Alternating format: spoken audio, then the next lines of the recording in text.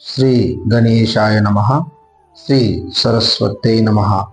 శ్రీపాద శ్రీవల్లభ నరసింహ సరస్వతి శ్రీ గురు దత్తాత్రేయాయ నమః.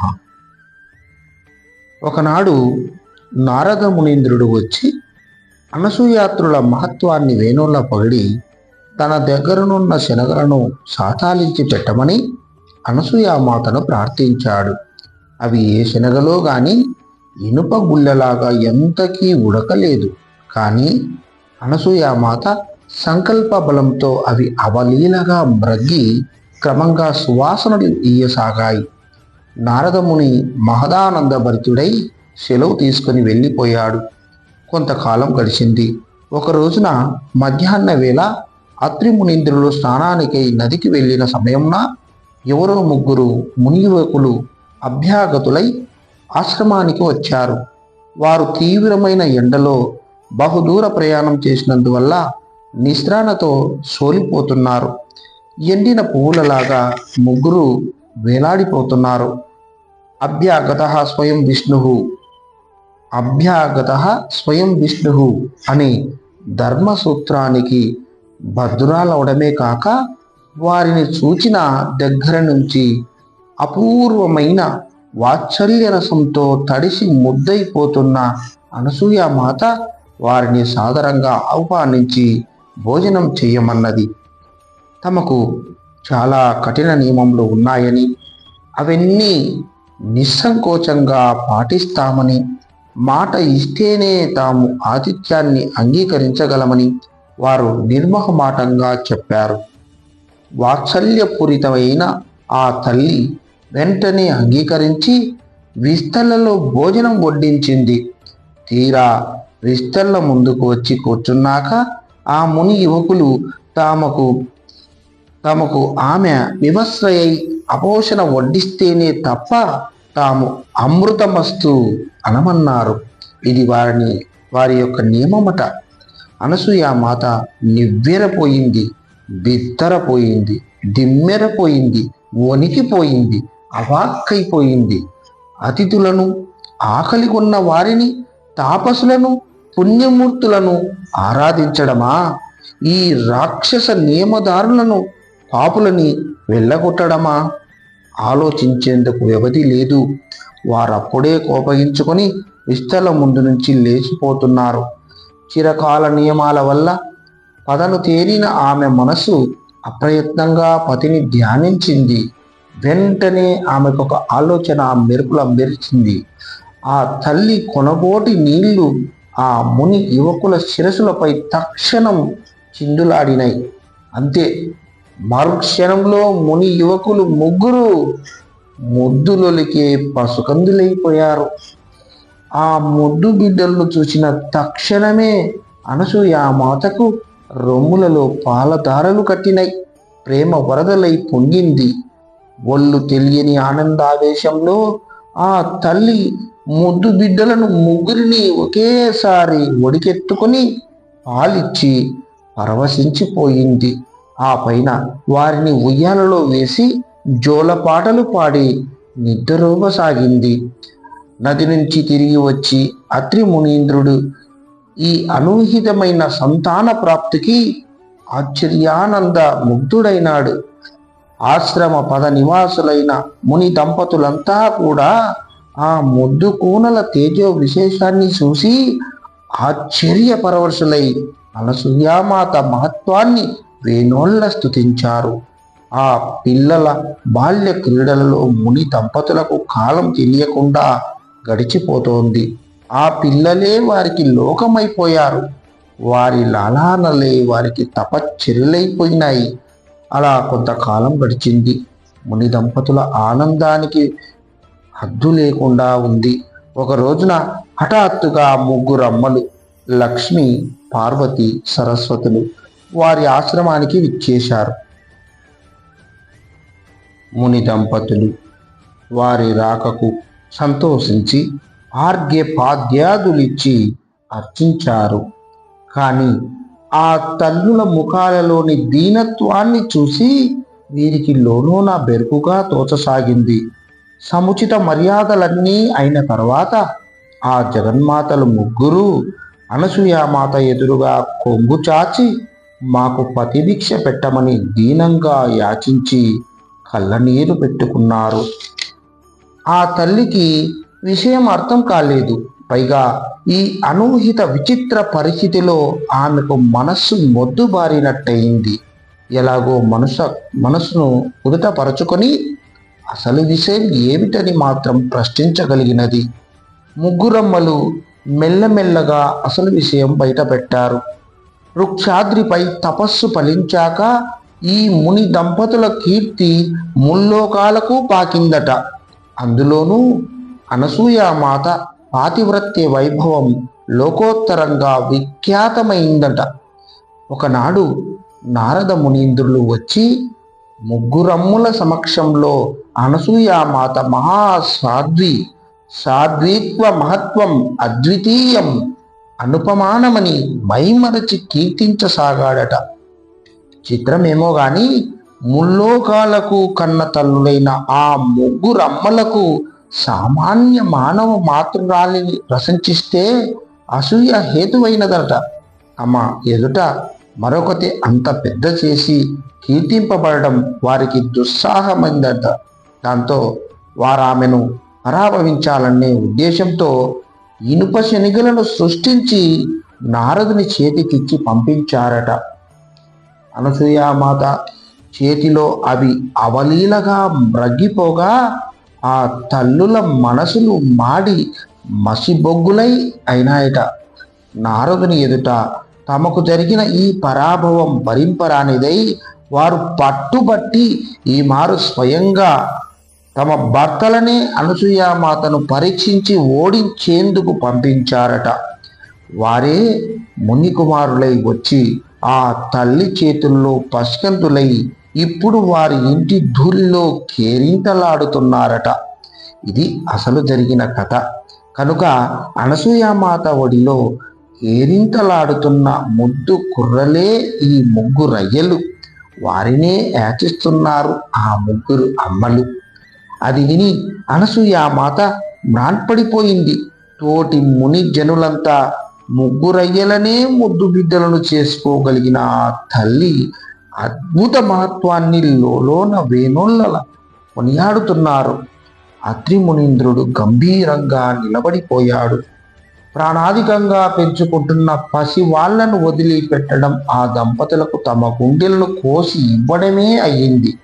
అయినా ముగ్గురమ్మల దైన్యాన్ని చూసి, ముల్లోకాల హితాన్ని చూసి, ధర్మ ప్రకృతిని చూసి ఆ తల్లి గుండె రాయి చేసుకొని తన పిల్లలకు యథార్థ రూపాలను ప్రసాదించి ముగ్గురమ్మలకు ఇచ్చేసింది. ఆ మహత్తర కార్యానికి దేవర్షి గణాలు మహదానందపడి పుష్పవృష్టులు కురిపించి ఆ దంపతులను అనేక రీతులుగా స్తుతించినాయి.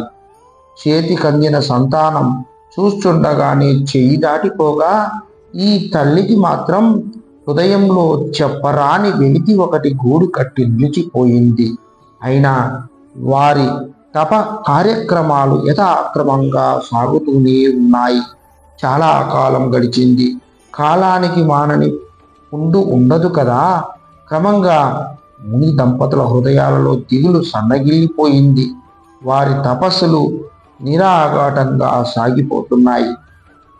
అలా ఉండగా ఒకనాటి రాత్రి ఎప్పటిలాగానే నిద్రలేచి సూర్యోదయానికై ప్రతీక్షిస్తున్న మునిజనులకు ఆనాడు మాత్రం ఎంతసేపటికి సూర్యోదయం కాకపోవడంతో ఆందోళన బయలుదేరింది. మునిజనులంతా వచ్చి అనసూయాత్రుల చుట్టూ చేరి బిక్కుబిక్కుమంటూ కూర్చుండిపోయారు. లోకంలో అకాల మహోపద్రవ లక్షణాలు కనిపించసాగాయి. చూస్తుండగానే సుమారు 10 రోజులు కాదగ్గ కాలం ఆ సుదీర్ఘ తమోమయ రాత్రిలోనే గడిచిపోయింది.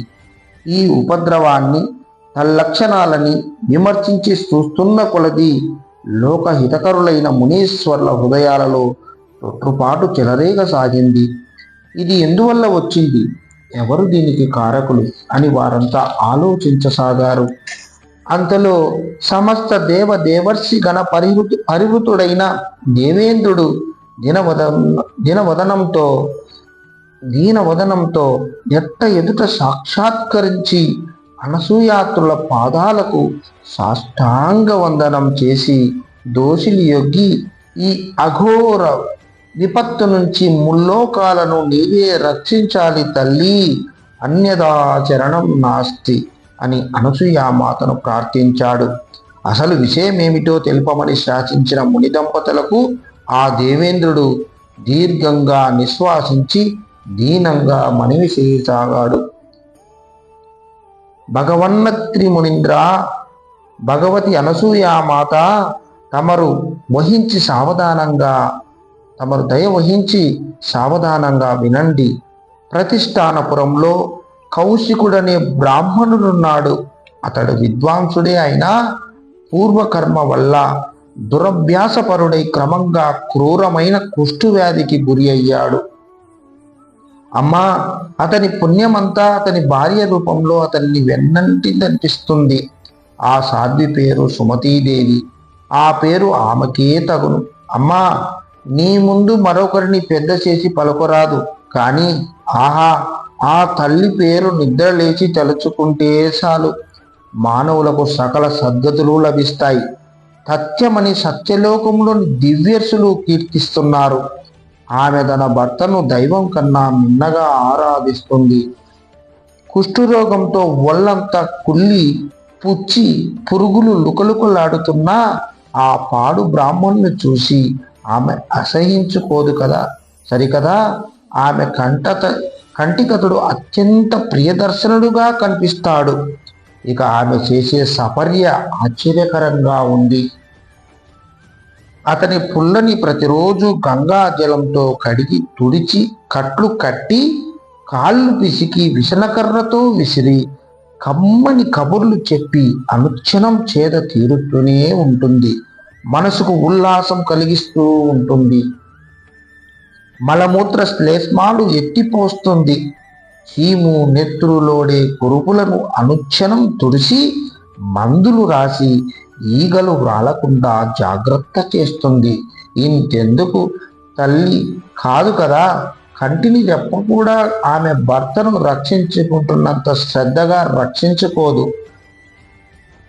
తన ఇంట వెలిసిన అదృష్ట దేవతలాగా తన భార్య తన్నింతగా చేవిస్తూ ఉంటే ఆ క్రూరాత్ముడు ఆమెను అనుక్షణం ఏదో ఒక నెపం మీద కసురుకుంటూనే ఉంటాడు. దెప్పి పొడుస్తూనే ఉంటాడు. తిట్టిపోతూనే ఉంటాడు. సురసుర చూస్తాడు. గుడగుడ గొనుగుతాడు. రుసరుసలాడతాడు. ఉండి ఉండి ఒళ్ళు హూనమయ్యేలాగా కొడతాడు. ఇన్ని చేసినా ఆ చల్లని తల్లికి మనసు కలదు.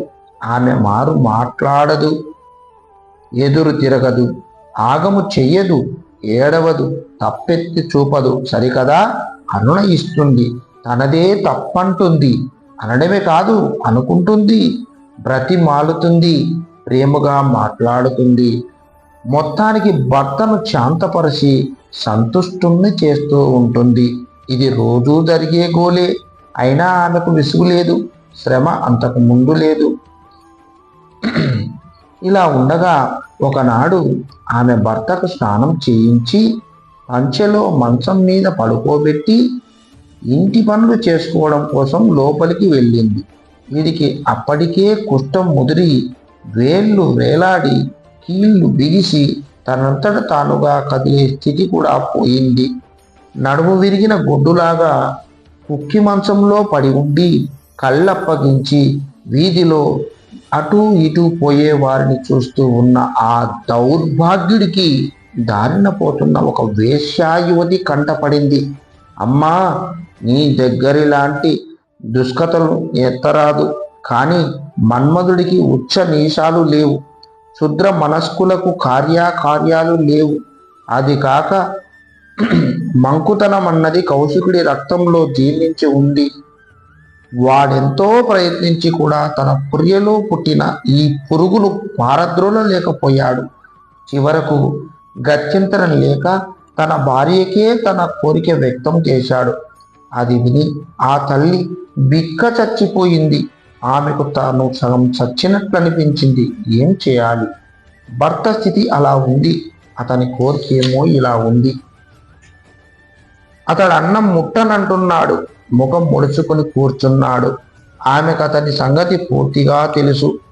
వాడికొకటి పుట్టనే రాదు. పుట్టిందా దాన్ని తిప్పడం బ్రహ్మతరం కాదు. సరే, దైవం మీద భారం వేసి ఆమె అతడి కోరిక తీరుస్తానని, చీకటి పడనిమ్మని వాగ్దానం చేసి బతిమాలి ఒప్పించి అన్నం తినిపించింది. చీకటి పడ్డది. కౌశికుడు తొందర పడ్డ కొలది పొద్దు నిదానంగా గడిచింది.